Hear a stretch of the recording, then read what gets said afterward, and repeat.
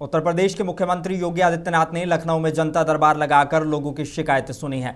दूर दूर से आए फरियादियों ने अपनी समस्याएं मुख्यमंत्री के सामने रखी हैं। सीएम योगी ने अधिकारियों को साफ निर्देश दिया कि हर मामले का तुरंत समाधान किया जाए और किसी भी पीड़ित को भटकना ना पड़े। मुख्यमंत्री ने भरोसा दिलाया कि सरकार जनता की समस्याओं को लेकर पूरी तरह संजीदा है और राहत दिलाने के लिए हर जरूरी कदम उठाए जाएंगे।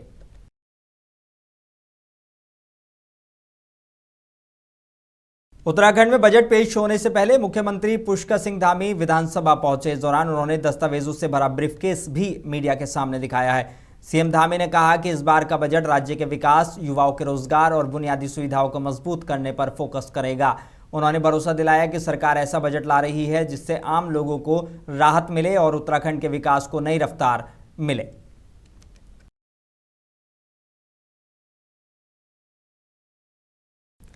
देहरादून में विधानसभा सेशन से पहले उत्तराखंड के मुख्यमंत्री पुष्कर सिंह धामी विधानसभा पहुंचे। इस दौरान गैरसैंण से सरकार ने वित्तीय वर्ष 2026 और 27 के लिए बड़ा बजट पेश किया है। करीब 1,11,000 करोड़ रुपए से ज्यादा का ये बजट राज्य के इतिहास के सबसे बड़े बजटों में शामिल है। सरकार का कहना है कि इस बजट का फोकस बुनियादी ढांचे, पर्यटन, कृषि और युवाओं के रोजगार पर है। शिक्षा, स्वास्थ्य, पेयजल, ग्रामीण और शहरी विकास समेत कई अहम सेक्टरों के लिए अलग अलग बजटीय प्रावधान किए गए हैं। लोक निर्माण, ऊर्जा और पेयजल विभाग को भी बड़ी राशि दी गई है ताकि विकास परियोजनाओं को रफ्तार मिल सके। मुख्यमंत्री पुष्कर सिंह धामी ने कहा कि ये बजट विकसित उत्तराखंड के संकल्प को और मजबूत करेगा और सीमांत क्षेत्रों के विकास के साथ मातृशक्ति के सशक्तिकरण पर भी खास ध्यान रहेगा। हालांकि विपक्ष ने बजट को लेकर सरकार पर सवाल भी उठाए हैं।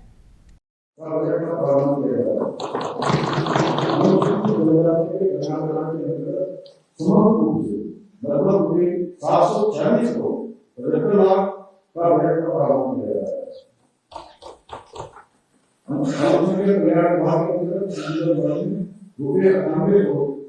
का बजट प्रावधान किया गया है। संतुलन के दूसरे पर आत्मनिर्भर उत्तराखंड बनाने के संदर्भ में कृषि, उद्योग और पर्यटन इन क्षेत्रों की क्षमता को एक साथ आगे बढ़ाते हुए हम ऐसा निवेश कर रहे हैं जिसमें उत्पादकता बढ़े, निवेश आकर्षित और समांतर आजीविका के अवसर मिले। आत्मनिर्भर प्रदेश के निर्माण में कृषि, उद्यम और पर्यटन प्रत्येक क्षेत्र को अपनी भूमिका मजबूती से निभानी होगी। हमारे अन्नदाता हमारी शक्ति है।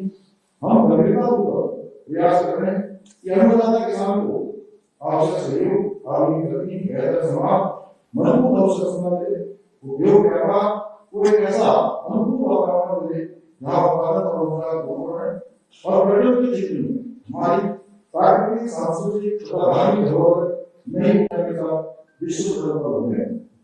अध्ययन आत्मनिर्भरता की यात्रा में कृषि, उद्योग और पर्यटन हमारे लिए ये विकास में प्रदेश के रोजगार के अवसर बढ़ाएंगे। हर नागरिक के जीवन में समृद्धि का आत्मविश्वास को नई शक्ति देंगे। हम कृषि और बागवानी से संबंधित विभिन्न नीतियों जैसे डेयरी विकास, एप्लिकेशन तथा अच्छी ऑर्गेनाइजेशन और post harvest, Apple harvesting, super उच्च मूल्य वाली फसलों को प्रोत्साहन, फल सब्जी प्रसंस्करण, पुष्प औषधि फलों के उत्पादन तथा जैविक खेती। उत्तराखंड के गैरसैंण में बजट सत्र के दौरान सियासत भी गर्माती नजर आई है। विधानसभा परिसर में विपक्षी कांग्रेस विधायकों ने जोरदार प्रदर्शन किया है। उनका कहना है कि बजट सत्र की अवधि बढ़ाई जाए ताकि जनता से जुड़े अहम मुद्दों पर विस्तार से चर्चा की जा सके। कांग्रेस नेताओं ने सरकार पर सवाल उठाते हुए कहा कि सीमित समय में कई जरूरी मुद्दे दब जाते हैं, इसलिए सत्र को बढ़ाना लोकतंत्र और जनहित दोनों के लिए जरूरी है। वेस्ट बंगाल में कोलकाता दौरे पर पहुंचे उत्तर प्रदेश के डिप्टी सीएम ब्रजेश पाठक ने आज मशहूर कालीघाट काली मंदिर में पूजा अर्चना की। मंदिर पहुंचकर उन्होंने मां काली के दर्शन किए और देश प्रदेश की खुशहाली की दुआ मांगी है। इस दौरान मंदिर परिसर में सुरक्षा के पुख्ता इंतजाम भी नजर आए। ब्रजेश पाठक ने कहा कि मां काली का आशीर्वाद सभी पर बना रहे और देश तरक्की की राह पर आगे बढ़ता रहे। कोलकाता में काली माई के दर्शन के उपरांत मैं ये कह सकता हूं कि पश्चिम बंगाल में परिवर्तन की बयार बह रही है। पूरी तरह से जनता का मन जाति, धर्म, संप्रदाय से ऊपर उठ करके भारतीय जनता पार्टी के साथ है, कमल के साथ है। पश्चिम बंगाल की जनता परिवर्तन चाहती है, कानून व्यवस्था मजबूत चाहती है और पूरे देश के साथ माननीय प्रधानमंत्री नरेंद्र मोदी जी के मार्गदर्शन में तेजी के साथ आगे बढ़ना चाहती है। मैं पश्चिम बंगाल की जनता का आह्वान करता हूं, परिवर्तन की इस लहर में, परिवर्तन की इस बयार में भारतीय जनता पार्टी के साथ, कमल चुनाव चिन्ह के साथ खड़े हों और बिहार की तरह, उत्तर प्रदेश की तरह, दिल्ली की तरह पश्चिम बंगाल को भी तेजी के साथ आगे बढ़ने वाला राज्य बनाने का काम करें। पश्चिम एशिया संकट को लेकर विपक्ष ने सरकार के खिलाफ जोरदार विरोध जताया है। संसद परिसर में राहुल गांधी, मल्लिकार्जुन खड़गे, अखिलेश यादव, प्रियंका गांधी और केसी वेणुगोपाल समेत कई नेताओं ने बैनर पोस्टर लेकर प्रदर्शन किया है। विपक्ष का कहना है कि खाड़ी जल रही है, तेल संकट बढ़ रहा है, देश की खामोशी नहीं, मजबूत नेतृत्व चाहिए। पार्लियामेंट बजट सेशन में सपा प्रमुख अखिलेश यादव ने सरकार पर सवाल उठाए। उन्होंने कहा कि युद्ध के मुद्दे पर सरकार अपना स्टैंड साफ करे और भारत की विदेश नीति पर संसद में चर्चा हो। सरकार अपना पक्ष साफ करे कि वॉर को वो किस तरीके से ले रहे हैं, उनका राय क्या है इस पर। और तमाम भारतीय वहाँ पर फंसे हुए हैं एज ए टूरिस्ट, और भारतीय जो वहाँ पर हैं वो भी फंसे हुए हैं। प्रधानमंत्री जी के साथ जो जर्नलिस्ट गए थे वो पॉलिटिकल जर्नलिस्ट थे, लेकिन जब उनकी कवरेज देख रहे हैं तो वॉर जर्नलिस्ट बन गए, तो वो कैसे लौटेंगे वापस। और फिर हम आत्मनिर्भर की बात कर रहे हैं, हम अमेरिका का ऑर्डर मान रहे हैं, तो हमारी आत्मनिर्भरता और हमारे देश को कोई डिक्टेट कर रहा है कि आपको तेल कितने दिन खरीदना है, कितना ले पाएंगे आप। तो ये कहीं ना कहीं बहस होनी चाहिए, क्योंकि वो परिस्थितियाँ दूसरी थीं, आज परिस्थितियाँ दूसरी हैं। इसलिए विदेश नीति पर और जिस तरीके से विदेश नीति नीलाम की है सरकार ने, उस पर चर्चा होनी चाहिए। लखनऊ में एमओयू साइनिंग सेरेमनी को संबोधित करते हुए यूपी के वित्त मंत्री सुरेश खन्ना ने कहा कि आज उत्तर प्रदेश हर सेक्टर में लीडिंग रोल निभा रहा है। खासतौर पर विकास के क्षेत्र में प्रदेश तेजी से आगे बढ़ रहा है।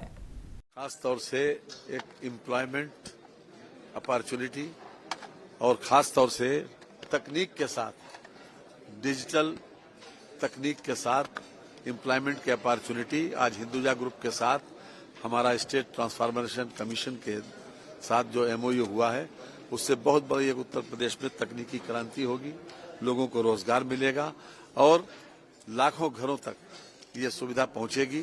हमारी ब्रॉडबैंड, जो पावरफुल ब्रॉडबैंड की सुविधा और इंटरनेट की सुविधा से हमारे जिंदगी के जितने आयाम हैं वो सबको प्रभावित करेगी। इसलिए हम इसका स्वागत करते हैं और बधाई देते हैं आदरणीय मुख्यमंत्री उत्तर प्रदेश के को, श्री योगी आदित्यनाथ जी को, कि उनके नेतृत्व में। उत्तराखंड में रुड़की के ब्रह्मपुर खादर में तैनात ऊर्जा निगम के लाइनमैन इरफान को हटाने की मांग को लेकर ग्रामीणों और जनप्रतिनिधियों ने विरोध तेज कर दिया है। सैकड़ों ग्रामीणों का प्रतिनिधिमंडल अधीक्षण अभियंता विवेक राजपूत से मिलने पहुंचा और लाइनमैन पर गंभीर आरोप लगाते हुए कार्रवाई की मांग की है। लंबी बहस के बाद अधिकारी ने जांच के बाद कार्रवाई का आश्वासन दिया। ग्रामीणों ने चेतावनी दी है कि कार्रवाई नहीं हुई तो बड़ा प्रदर्शन किया जाएगा। भौरी डेरे का तो वो पहले हट गया था, तो उसे फिर दोबारा लाने की बात हो रही। तो आज यहाँ पर क्षेत्रवासी और गांव के प्रधान लोग, भारापुर के प्रधान थे, हलवेड़ी के प्रधान हैं और नगला खुर्द के प्रधान हैं। तो उत्तर प्रदेश के बलरामपुर में मुख्यमंत्री योगी आदित्यनाथ की माता पर कथित आपत्तिजनक टिप्पणी को लेकर भाजपा कार्यकर्ताओं में जबरदस्त गुस्सा देखने को मिला है। कार्यकर्ताओं ने शहर में जुलूस निकालकर वीर विनय चौराहे पर बिहार के मौलाना अब्दुल सलीम का पुतला फूंका और सख्त कार्रवाई की मांग की। भाजपा जिलाध्यक्ष की शिकायत पर नगर कोतवाली में आरोपी के खिलाफ एफआईआर दर्ज कर ली गई है और पुलिस मामले की जाँच कर रही है।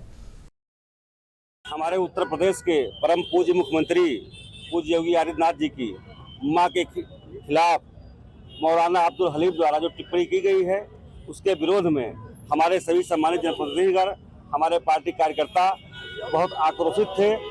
हम लोगों ने समझाया बुझाया, इसके बाद प्रतीकात्मक प्रदर्शन के लिए हम लोग आज आए हैं। और अगर उस मौलाना के खिलाफ कार्रवाई नहीं की गई तो हम लोग इसका बृहद रूप से प्रदर्शन करेंगे और इसका अंजाम बहुत बुरा होगा। अभी हम लोग सरकार को बताना चाहते हैं कि ऐसे व्यक्तियों के खिलाफ कार्रवाई करके उसको फांसी की सजा दी जाए। मुरादाबाद से बड़ी खबर सामने आई है। कुंदरकी से भाजपा विधायक ठाकुर रामवीर सिंह के बेटे विक्की परे डॉक्टर से मारपीट का आरोप लगा है। डॉक्टर लक्ष्मण का कहना है कि उन्हें होटल बुलाकर उनके साथ गाली गलौज और हमला किया गया है। घायल डॉक्टर को अस्पताल में भर्ती कराया गया है। वहीं विधायक के बेटे ने आरोपों को बेबुनियाद बताया है। पुलिस पूरे मामले की जाँच में जुटी हुई है। भैया कल 12 बजे जो है फोन आया था विक्की का मेरे पास और मुझे बुला रहा था, आज आप कोई काम की बात करेंगे, कोई मेहमान आ रहे हैं उनसे मिलवाएंगे। मैंने मना कर दिया, मैं घर पे गेस्ट है, मैं नहीं आऊँगा। फिर शाम को फ़ोन आया, मैंने तब भी इसको मना कर दिया। फिर रात को फ़ोन आया इसका 9 बजे के आसपास, बोला आज आपको जरूरी काम है। मैं इतने फ़ोन कर रहा है, मोहल्ले में रहते हैं तो मैं चला जाता हूँ, सुन के आता हूँ क्या क्या कह रहा है ये। मैं मिलने गया इससे, तो बोला वहाँ चल रहे हैं अतिथि ढाबे पे, वहाँ एक अधिकारी बैठा, उससे मिलवाएंगे तुम्हें, तुम्हारा काम करवाएंगे और जो है वो तुम्हें मिलवाएंगे उससे। मुझे वहाँ ले गया, वहाँ ले जाने के बाद उसने मुझे पैसे मांगे। मेरे जेब में 22,500 रुपये पड़े थे, वो निकाल लिए इसने मेरे थे। हाथ में घड़ी थी मेरी, वो छीन ली इसने।